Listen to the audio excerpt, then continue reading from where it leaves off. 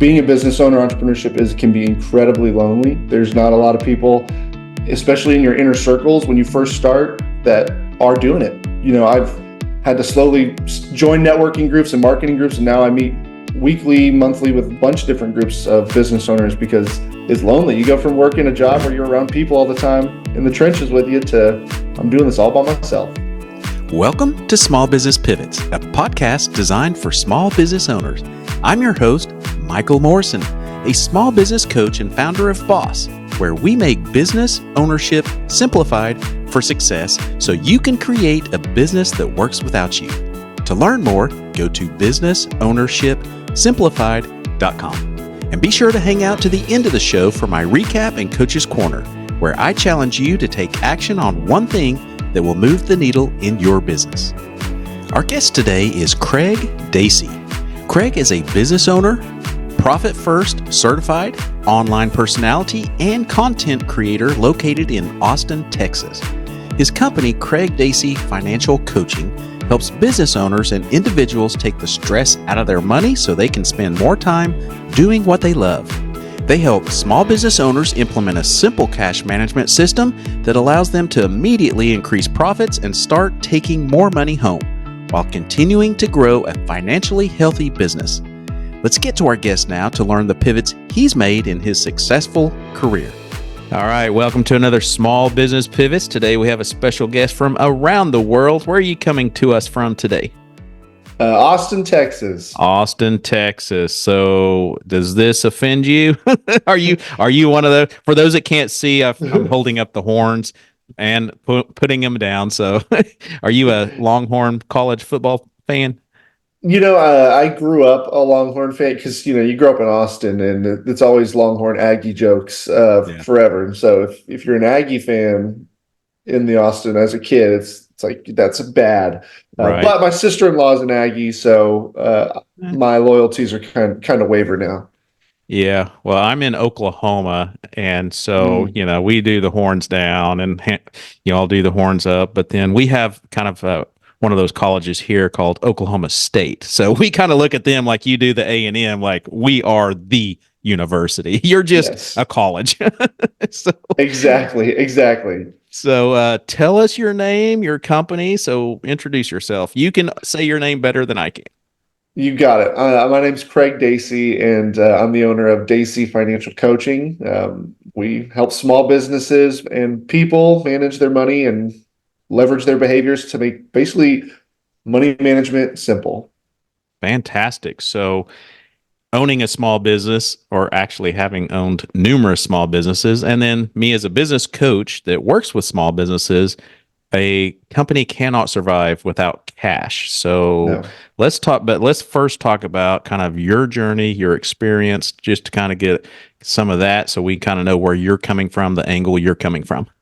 You got it. So, I was in education for probably 10 years. And, growing up, I thought that's what I always thought I was going to be a teacher. So every job I held, everything I did was to help me get my foot in the door as an educator. But after doing it for so long, I just kind of hit a wall and realized I don't think I want to keep doing this much longer. As you know, teachers aren't necessarily paid the best. So looking into my future, and I'm a pretty ambitious guy, I just realized that the fire was gone. Not because I didn't love teaching and working with the kids, but it's more just like when I can look down and see what my salary will be 25 years from now, it doesn't give me any drive to grow or do anything more. So I'd always been a serial entrepreneur. I was a musician, had that business, always had side hustles on the going for me. So I decided, you know what, I'm going to take my love for teaching. I'm going to match that with my love for finance and personal finance, and launched that business back in 2016 and never looked back. Wow.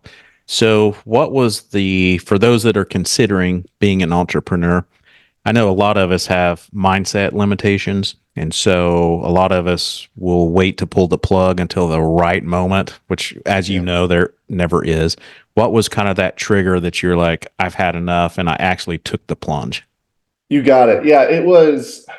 I just remember I changed schools. So that was my first thing. I was like, I've been at this school for too long. I'm going to change schools, and I just need a fresh environment. And that didn't solve anything.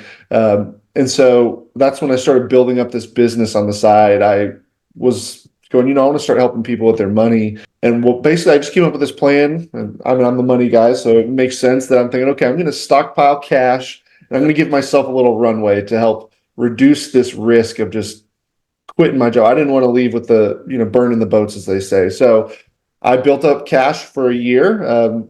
Good and bad thing about education is you don't really, you can leave in the middle of the year, but it's just kind of frowned upon. So I decided at the end of the school year, I'm going to leave. I'm going to save up enough money, and I'm going to see if I can get this thing to work. So I had enough cash to give me about a year to test it out. And if it crashed and burned, I'd run back to education with my tail between my legs. And if it worked, then I'd be on your podcast. So, Yeah. so that's it. Well, here you are. So obviously it worked. So congratulations.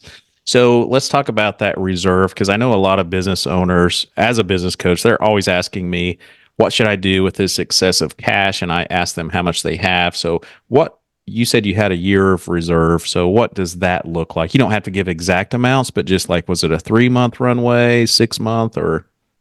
Yeah, it was about a 6-month runway. And so my goal at the time was to make what I was making basically replace my income. That's usually the first phase for any new business owner entrepreneurs. I just need to replace my income. And so I was making from the business about half of what I was making in teaching at the time. And so I had 6 months of money, and I'm thinking, okay, well, I need to pull half of that every month to supplement what I'm making. So that should give me about a year.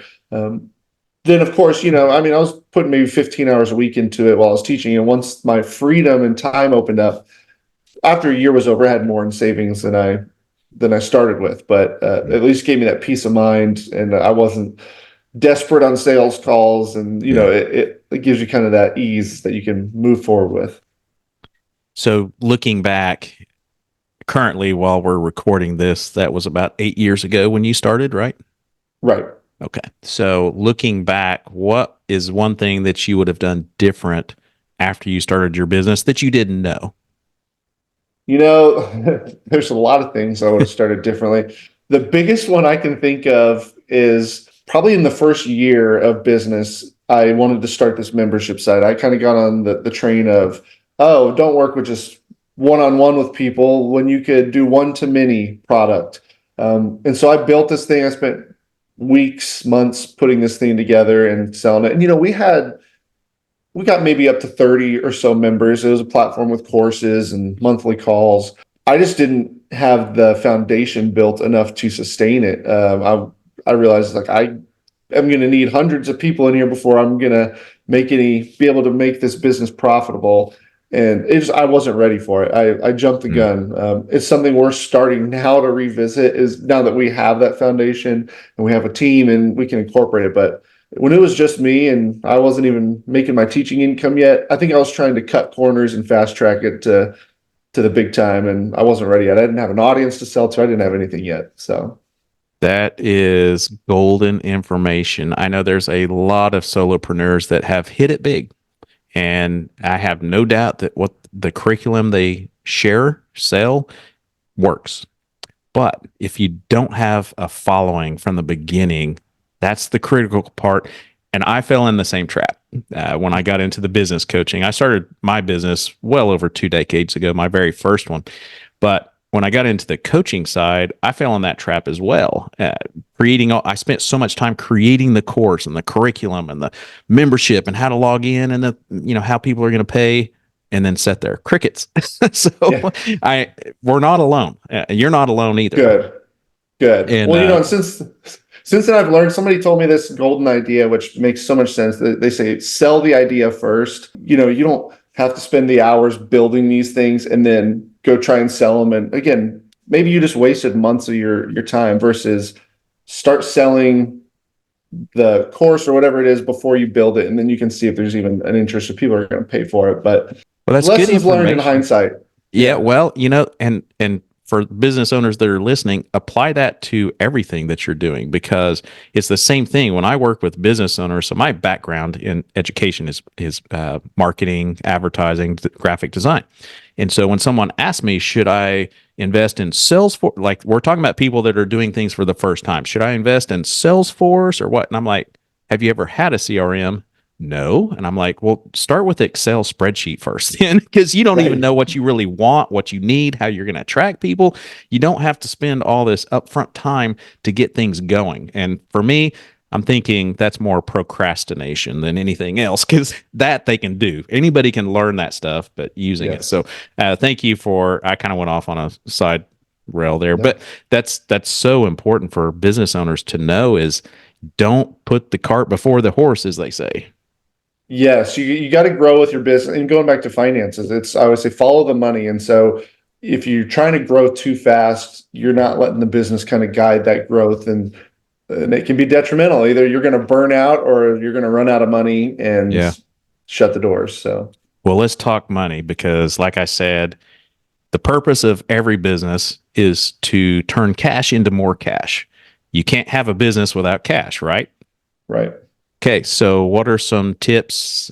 How does your company help? What does it offer? What is a financial coach? Yep, you got it. So our job is to make business finance simple for our clients. We don't think you should need an accounting degree just to run the finances in a business. And unfortunately, that's what it's led to. There's industry jargon that tends to go over our heads. And so I take my passion for making concepts simple, and that's what we do. So when we work with a client, we use a system. It's called Profit First Oh, yeah. that we teach our clients. We're certified in that.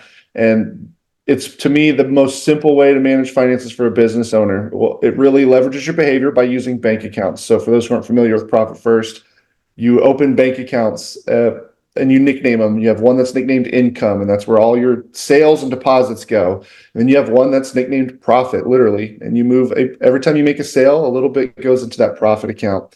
You have an account for your owner's pay to make sure that you, the business owner, are paid. Too many of us are sacrificing our paychecks to try and Yes. grow this business. We have an account for taxes, and then we have an account for operating expenses, so that you don't need to go pull cash flow statements, P&Ls, balance sheets. Those are important, but you don't need to pull those to know how you're doing financially. You can just look at your phone, get a quick snapshot of where do I stand, how much cash do I have, and are we doing okay? Are we balanced or not? I am a huge proponent of profit first, that type of theology. It's kind of, for those of us that are older, it kind of goes back to the budget envelope system that my Yes. parents taught me, like put $100 of groceries into this envelope and don't rob Peter to pay Paul and put your gas money over here and all that stuff. It's for small business owners that don't have the time to read financials. It's this, go research this and call you. Because so are you an accountant? What do you do actually as the financial coach? So we are simply coaches. We don't Okay. we don't like to touch taxes. We are partnering with a company to start helping with bookkeeping. But up to now, we've really just guided coaches and coached people in their behavior. So when we work with a client, usually the first thing we'll do is we'll take a look at their numbers for them and give them this assessment that says, okay, here's how you're doing. Here's what percentage we think you should start putting in operating expenses today, and what percentage you should start putting in your owner's pay. And then we create a rollout plan and we say, okay, here's where we think is the best spot for you to be, and how do we get you there over 12 months or so, however long it needs to take, depending on how messy it's looking to Yeah. start. Then we guide them through it, and we are there helping them move the money. We're helping them keep an eye on the finances, and then we are able to pivot and look at other things that might affect it, like the pricing on their products or their sales process or their margins, what their expenses, all those things that might be able to help improve the financial health of the business. What would you say when a small business owner reaches out to you? What are some of the common challenges that you find are consistent throughout the industry of small business owners? Not paying themselves enough is such a huge one. Nobody starts a business to be overworked and make no money. You don't leave a 9 to 5 because you're going, I want to work more hours and make less Right. money.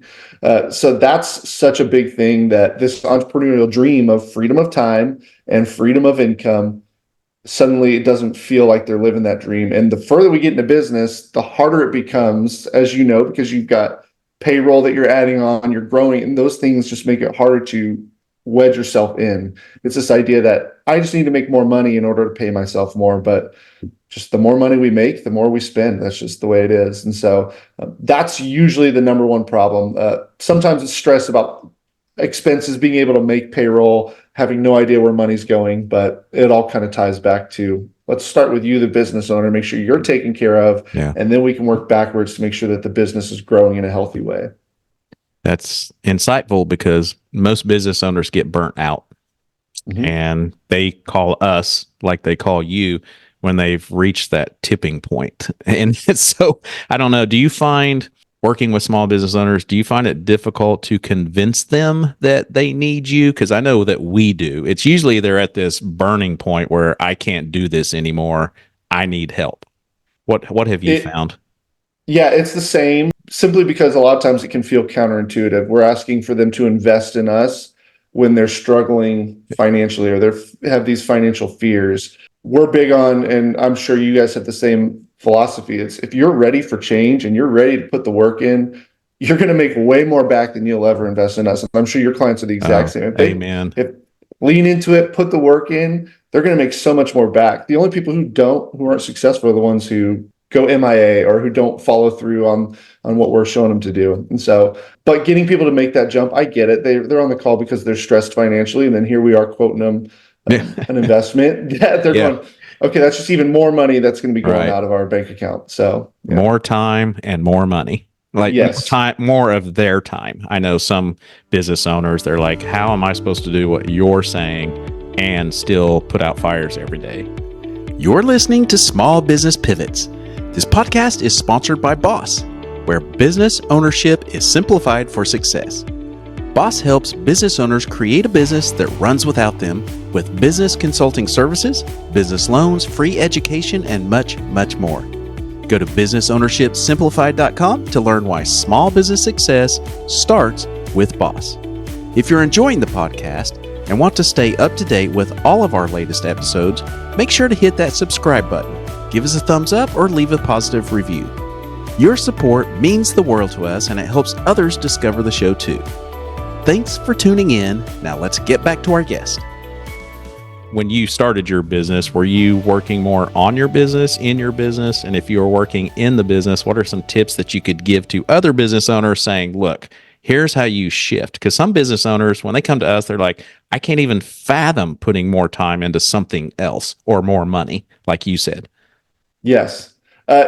You're right. I was working in my business probably longer than I should have been. And I started reaching that point of burnout. And this is, I think a lot of people, when they start, the dream is I'm going to quit my job and I'm going to work for myself. And you don't even start to think about the idea that I can grow this beyond just me and I can have a team and I can have a business that's going to have a bigger impact. I just want to be self-employed. That was my first goal. And then I sat in that for too long and I was doing everything, the marketing, the graphic design, the coaching, the sales, anything and everything in between. And I finally hit a point where I was like, I need to start offloading some of this because my calendar is so full. I don't have any time I don't have that freedom of time. Yeah. So the transition started, I always think a VA is one of the easiest entries into freeing up your time, especially because you can, if you wanted to go and outsource it outside of the US, you can do it a lot more affordably for those who are afraid of not being able to afford a VA, or you could stay in the US, whatever it is. But that's the first step where you can say, okay, here's all the tasks that I'm doing that are $20 an hour tasks that are taking up my time. I'm going to offload this to somebody else so I can focus on the bigger picture. Then for me, it was the other side of it was the coaching. And so that's where we started bringing in coaches because I'm spending so much time working with clients. I love working with clients. I'll always keep a handful, but we need to have some other people who that's their job because I'm so spread out that I can't focus 100% on client experience. And I need somebody who that's their job is to make sure clients are happy, well taken care of, and making progress. Well, you ran out of bandwidth, right? Yes. Yeah. So you need help. So again, I kind of go back because I have some best friends that are solopreneurs and they do very well. And I believe in their stuff. I've gone through some courses and I believe in it. But I don't want people to believe in the myth of you can do everything by yourself. Because even the solopreneurs I know, they still have VAs. They have a marketing director that's a VA. They have, all those things. So I don't want people to get caught up in thinking that, oh, I can just do this alone and make $1 million. It's almost impossible. So going into the financial side of businesses, most business owners that we work with don't pay attention to any of their financials until they need to buy something, until something breaks, or they need to pay themselves, or they need to make payroll by the end of the week and find out they don't have money. That's not the right way to look at financials. What, as a business or financial coach, what would you say, how much attention should they pay to potentials? Kind of what does that take weekly, monthly, quarterly, and how much time in each of those periods? You got it. So, yes to all the above. There's some rhythms that we like to incorporate. It all encompasses, because what you're describing is our natural tendency is to be reactive with money. And that's why we can ride that feast or famine roller coaster. When money's good, we spend. When it's bad, we tighten up. So we help people. We're big on, let's be proactive with money. We know what's going on. We have a game plan. And even if things are tight and bad and red flags are going up in the bank accounts, we at least are aware and have a game plan for it. And it's not just us reacting and then all of a sudden at tax time, we owe this big tax bill. So as far as time management and how often to look at it, we set our clients up on a weekly rhythm where they're logging into their bank account once a week. They're moving money from that income account to the other bank accounts. That's a time where they may go, if they're using a credit card, I usually have them pay off their balance on the credit card every week, every Friday, so that they're not getting behind on letting that pile up until the end of the month. And then from there, it's just weekly doing a health check. How's our accounts looking? If there is any issues, like a bank account operating expenses getting too low, our clients usually, if they're still working with us, will text us and we might hop on a call to troubleshoot it together. But so that's the weekly rhythm. Once a month, it's kind of at least looking at your documents like your P&L and all that. Usually if you have a bookkeeper, they'll just send you those reports, nothing crazy. And then quarterly, as you know from Profit First, and those who don't, our clients take a bonus out of their profit account every quarter. And so I'm sitting down and looking and saying, okay, how much is in the profit account? Let's pay ourselves a bonus to use on ourselves or to use to get out of debt or to build that savings, whatever it is. So those are the main rhythms that we're focusing on, is that weekly, monthly, and quarterly. Just a business owner hearing that they can have money each quarter, I think should be exciting for them to hear. So once someone kind of dives into the Profit First with someone like you, how long does it take to get organized? Because I know it does take some time. And then what are some benefits or maybe some comments that you hear from small business owners that say, I'm so glad I did this because now or something to that effect? We always say within 90 days, you will feel this thing should be running fairly smoothly and you're going to feel a lot more in control. That doesn't mean it takes 90 days for that to happen. Usually within a month, a lot of that weight is lifting off your shoulders as we're starting to make some progress. You're getting more clarity. You're understanding a little bit more of where things are going. We warn our clients there's growing pains. Change is hard. So anytime we're implementing a new system, there's going to be growing pains, and that's okay. We always remind them, if you go to pay a bill and there's not enough in the operating expense account in the first month, that's fine. Like, it's not a failure. That's just, we're injecting this new system into your business and trying to take what you've always done and slowly move it over to this. But that's all I'd say. Usually within 30 days, and then the next 30 days, it's better. And then by end of the first quarter, it should be incorporated well enough and moving along. That's typically where people start to say, they don't stress anymore. That's the comments we hear. They feel a lot more in control. They know exactly what's going on. They're shocked and amazed at how much money they actually have, because they felt like they were barely scraping by. And then now they're looking down and going, how do I have all this extra money? And so those are the main things we're hearing.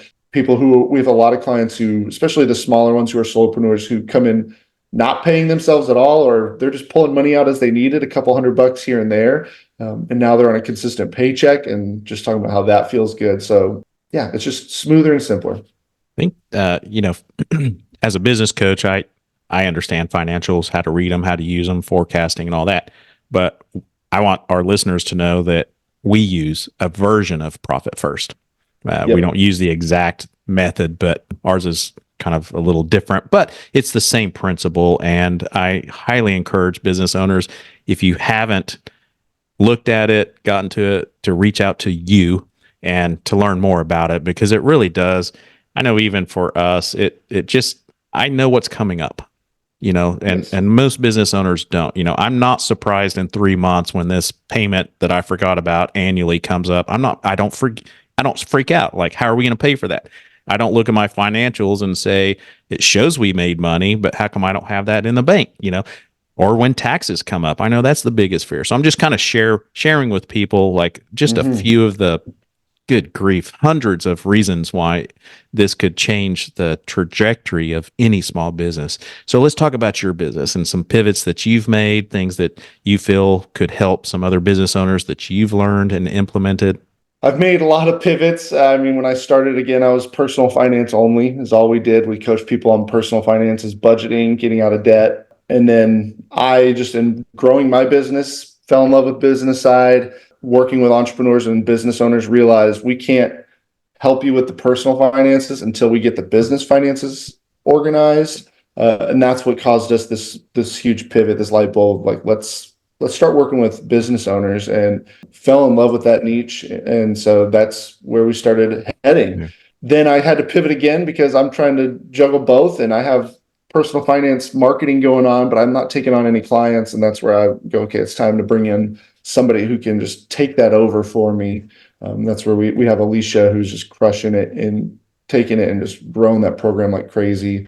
So yeah, lots of times where you feel like you're going one direction, and you realize this isn't sustainable, or this isn't working. Or membership site Yeah. example again, like I think this is going to be the key to winning it all, and you have to stop and eat some humble pie and make a quick twist.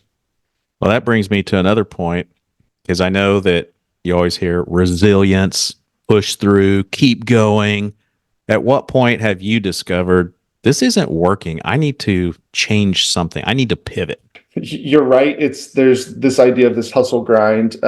There's a couple of things. I mean, there's always the financial metrics. If you're struggling, if you're watching it and it's just not growing at the rate you need it to grow, yes. I tend to look at the emotional metric of it. Is how am I feeling about my business? And this is something, just even if every couple months, to do a health check on yourself. Like, how am I feeling? Like, do I still love my business? What do I hate about it? And if you're realizing this thing that you are just killing yourself to try and shove through is not going, then that might be a time where you're like, I might need to let this go. With that membership site, I was checking my email in the middle of the night, and every time I would open my email, I would have this fear that somebody had canceled. Oh, And membership sites are churn. I mean, churn is the thing. Like, people are coming in, people are leaving. That's part of the business. And I realized that that's causing me so much anxiety for yeah. two reasons. I feel like I need this to work, or else I'm not going to win, or I'm not going to survive. And two, it's this just fear of like, there's always going to be here. So if this is killing me now, if that's not going away, churn is always going to be a thing. So that was a huge indicator of I need to let this go, because it's keeping me up at night. That's scary when you're depending on every single client, to make ends meet. So speaking of kind of being on your own, you've got an assistant or two, a team. How do you balance your sales, marketing, and running a business? I know that's a common question asked by a lot of business owners. Yeah, 100%. So for me, it was empowering people and giving them a lot of freedom and flexibility to make things their own. So that's when I brought Alicia in. It was just, she and I meet regularly on the personal finance side, so that I still have a pulse on it and I'm helping her. But I have 100% trust in her, and she's the one working with the clients. She knows how to make it better. She knows what they're needing. I tend to be, and a lot of business owners are this way, I'm more of like the visionary idea kind of person. I'm a creative person. So I love creating content. Processes and systems and procedures, I love them because I need them. That is not my natural. That doesn't excite me to sit down and create an Excel spreadsheet for somebody. I can do it. It just doesn't excite me. Whereas that's her way of thinking, is how can I make this more linear, more of a path for somebody, and create that process for them. So that's kind of what I started delegating out and giving myself that freedom to create. I like marketing. The way we've kind of done it, that's how we get a lot of our clients, is content marketing. So it is helpful that that's where my energy is focus is client creation is marketing and content creation. So that's where I spend a lot of my personal time on top of managing the team. And that's, I've learned my role used to be coaching clients, and I still have a few, but now it's coaching my employees, coaching my team members into growing what they're doing. Well, you said a few key elements that I preach, and that is delegate and systems and processes. It's difficult to grow, scale, and there is a difference between the two, but it's different to take your business to the next level if you don't do those two things. Even if you are a solopreneur and have just one assistant, there are so many things as a business owner that we do maybe quarterly that we're like, now, how did I do that last time? Or how come this isn't working on that software? And that's what systems processes do. They they're just the step by step. So even for those solopreneurs that are out there, or maybe have the onesies and twosies team, those are still critical. And you just explained why. You're 100%. I learned when I hired Alicia, she was my first main, I had my VA, and I learned a little bit that I wasn't prepped for it. And Alicia, big time, because I'd been coaching people. It was all just kind of up here. And, I had some spreadsheets here, and nothing was organized. Nothing was systemized. And so she comes in, and I'm realizing, okay, I got to take what's been in my brain and make this repeatable, because that's the key. As you grow, you want client experience to be just as good when you introduce another person, when you hire another person under her, that they can take what you're doing and replicate it in a way that client experience doesn't suffer. And I was not prepped for it. And that was a big eye opener. I need to get some of this stuff locked in, and otherwise no one's going to stay with me if all it is me pumping out ideas and being reactive with everything. So yeah, well, you're not alone. I promise you, including myself. Good. Before I had a coach way back when, I was doing the same thing. All of us do. We're really good at what we do, but we suck at everything else. So we need to we don't know what we don't know, as I always say. So yeah. So on the, how do people get a hold of you? Where are you at? You mentioned content. How can they follow your content? First place you can find us is definitely our website, which is craigdacy.com. As we were talking about those numbers, we have a free quiz on there that people can hop on and take. It's just quiz.craigdacy.com. You go on there and answer a handful of questions, and it'll tell you exactly where we think you should be financially, in the realm of how much should be going to operating expenses, to your salary, all those things. Social wise, we're on YouTube. So YouTube/Craig Dacy, you can find us there. We're on Instagram. We're on all the main social media platforms, and we're posting content on there constantly. So I have a couple of questions to wrap up here. One is, what would you say is the most important thing in any business to be successful? Yeah, most important thing to me is people, and that's caring about people and putting them at the forefront, remembering that sales revenue important is just a reflection of how well you're serving people and how well you're taking care of people. And so to me, I'm like, if that's always your focus, use money as your metric, not as the thing you're running after. It's just, and you'll be successful.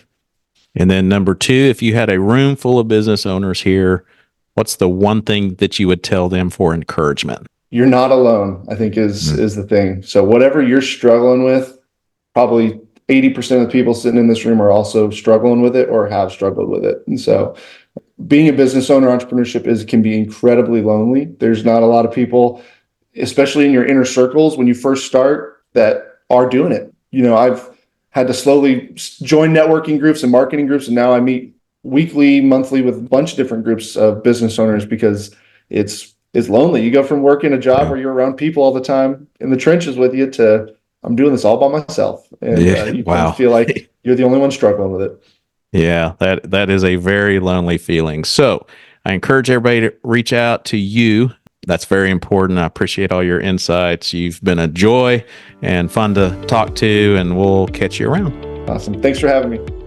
Thank you for joining us on this journey through the complexities of entrepreneurship with Craig Dacy.